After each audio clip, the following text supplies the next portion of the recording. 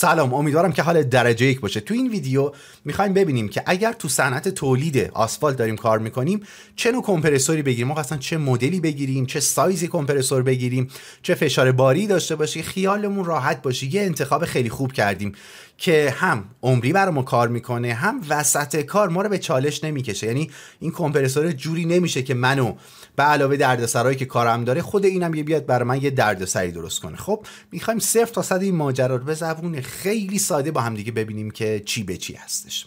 قبل از هر چیزی که بخوایم شروع کنیم باید بدونیم ما چند مدل کمپرسور تو بازار داریم.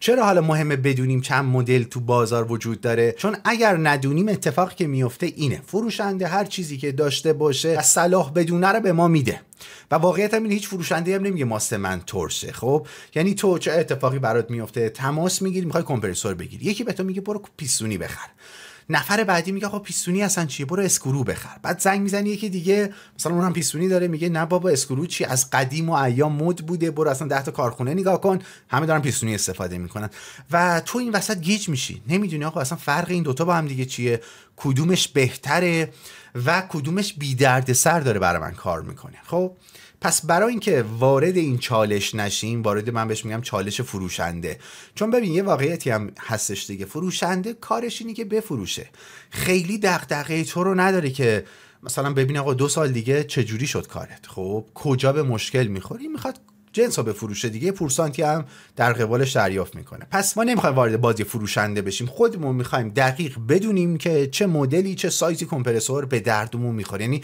دقیقاً مناسب خودمون هستش. خب برای اینکه اینو بتونیم متوجه بشیم باید بدونیم که توی بازار که تو صنعت تولید آسفالت هم داره استفاده میشه ما 2 مدل کمپرسور این وسط داریم که به دردمون میخوره. به یه سریش میگن کمپرسور پیستونی، همون کمپرسورهای رایجی که احتمالاً اگر تو زندگیت یک مدل کمپرسور دیده باشی همین کمپرسورها هستن که تصویرشو داری میبینی اینجا، یه مخزنی دارن حالا یه هواساز و الکتروموتوری روشون سواره. این کمپرسور اینجوری بهت بگم مدل قدیمی ان، سنتی ان، به همین واسطه هم خیلی رایجن، یعنی میگم هر جا نگاه کنی مدل کمپرسور رو داری میبینی، اما یه سری مشکلات دارن، مشکلاتی که میتونه به شدت برای کار من دردسر درست کنه که حالا معایب مزایاشو میگم. اما ببینیم کمپرسور دیگه چی. یه کمپرسور دیگه وجود داره که تکنولوژی جدیدتری داره، اصلا قیافه و ساختار متفاوت‌تری نسبت به اون داره که بهش میگن کمپرسور اسکرو. حالا سوال اینجاست، کمپرسور اسکرو به نفع منه، یعنی به درد من میخوره، یا کمپرسور پیستونی؟ وقتی که با هم دیگه مزایا و معایب هر کدومو ببینیم خیلی راحت‌تر خودمون میتونیم نتیجه گیری کنیم. بریم با کمپرسور پیستونی شروع کنیم.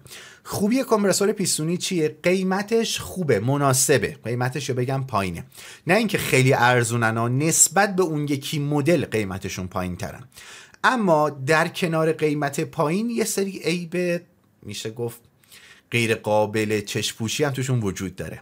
مشکل اولشون اینه که اینا سر صدای خیلی زیادی تولید میکنن، یعنی هر چقدر سایز اینا بزرگتر میشه صدای بیشتری هم تولید میکنن، طوری که میتونن محیط کار رو تبدیل به یک محیط آشفته کنن. ببین تو اینو در نظر بگیر دیگه، یک کارگر برای اینکه کار کنه نیاز به تمرکز داره و حالا در این کنار یه سر صدای زیادی به واسطه کمپرسور داره تولید میشه که این اون تمرکزی که باید بذاره روی کار خودش رو نداره، در نتیجه باعث میشه خطاهای انسانی بیشتر بشه. یعنی تو میای تو 6 ماه راندمان کارتو نگاه میکنی میبینی که چقدر عجیبه، این تکون نخوره، من یه سری اتفاقات تو شرکت افتاده، تو کارخونم افتاده یا تو کارگاهم افتاده، یه سری خرابکاری اتفاق افتاده که اصلا نباید میافتاد واسه من هزینه الکی درست کرده و وقتی چک میکنی میبینی آره اون کارگر تمرکز کافی رو نداشته. پس یکی از مشکلاتشون اینه که اینا سر صدای خیلی زیادی دارن، هر چقدر بزرگتر سر صداشون بیشتر. مشکل دومشون اینه که متناوب کار میکنن. یعنی چی؟ یعنی پیوسته نیستن. چجوری بگم برات ساده باشه؟ اینجوری 15 دقیقه کار میکنن، یه 10 دقیقه 15 دقیقه نیاز به استراحت دارن. حالا چرا؟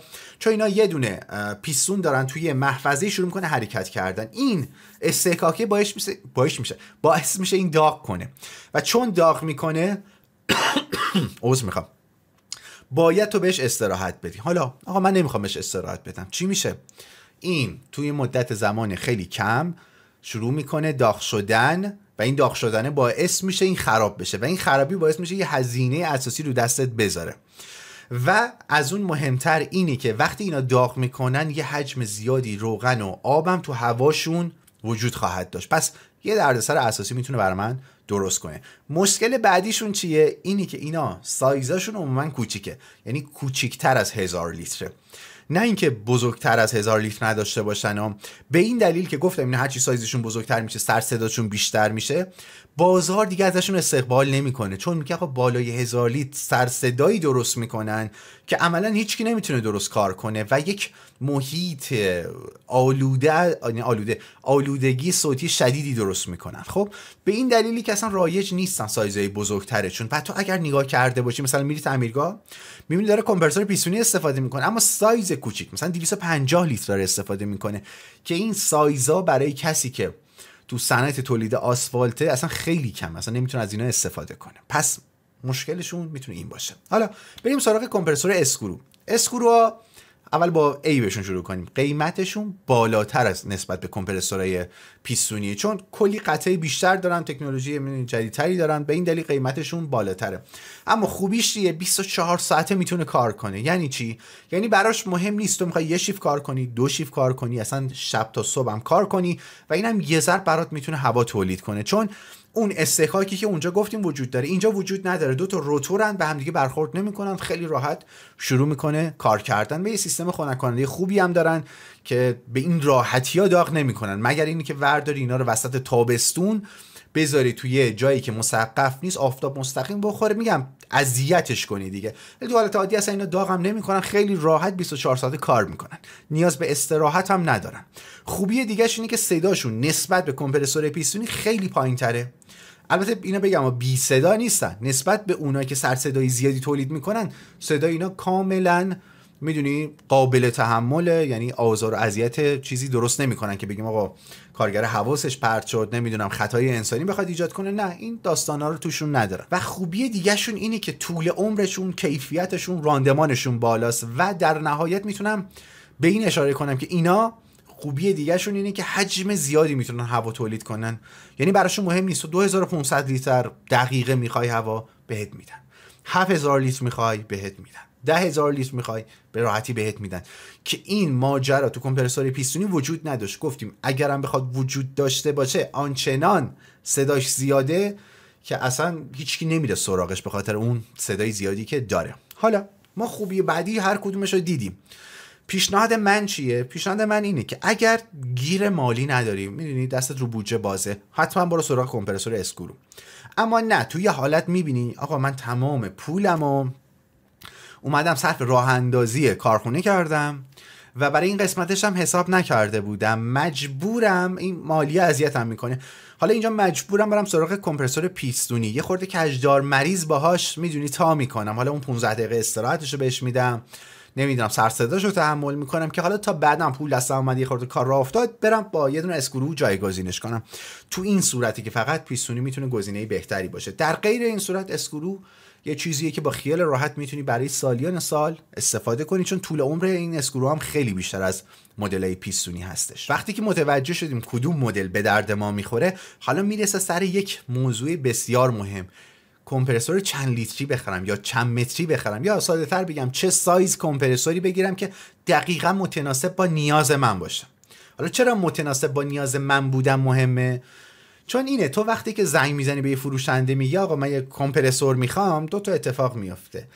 یا برای اینکه کم نده، یعنی کم نیاد کمپرسور، یه سایز بزرگتر به تو میده که خب به تبع بخشی از هزینه که بابت کمپرسور دادی پولت سوخت میشه.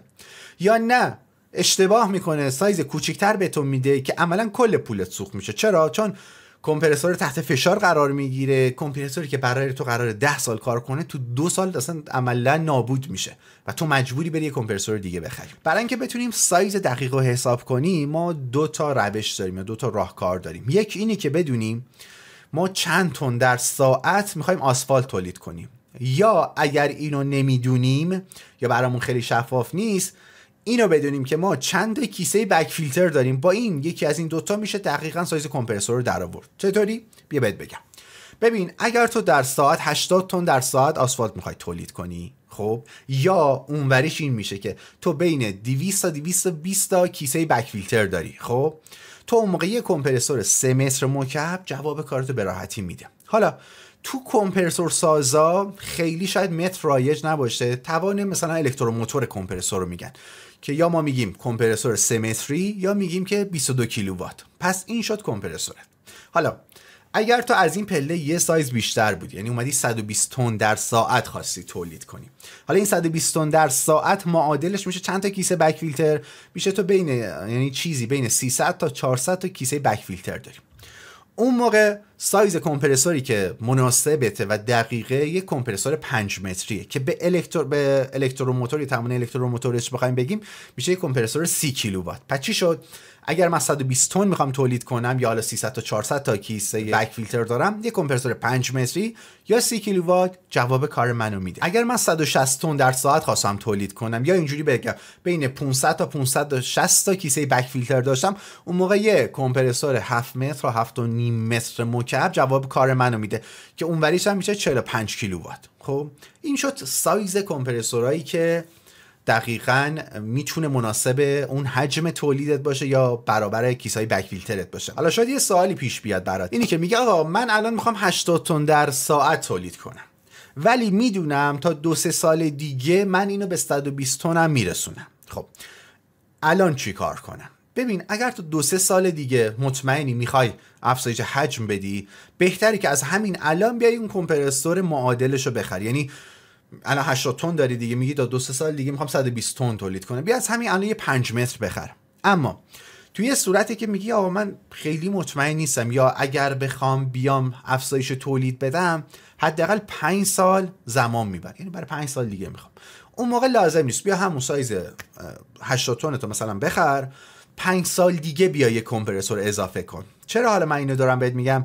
چون توی 2-3 سال واقعا زمان کمه، ولی توی 5 سال به بالا بهتره که یه کمپرسور دیگه بخری که هم حالت بکاپ داشته باشه، یعنی کمپرسور پشتیبان داشته باشه اگه یکیشون کوچکترین مشکلی هم براش پیش اومد، چون بعد از 5 سال احتمال داره دیگه ولی یه مشکلی پیش بیاد که سریعا برطرف میتونن بشن، ولی خب یه بکاپ داشته باشه، یه کارت نخوابه اون موقع بهتره. پس این شد نوع انتخاب کمپرسور. حالا برسیم به این که آقا چه فشار باری نیاز داریم، چون یکی از سوالاتی که ازت میپرسن آقا کمپرسورتون میخوای چند بار باشه.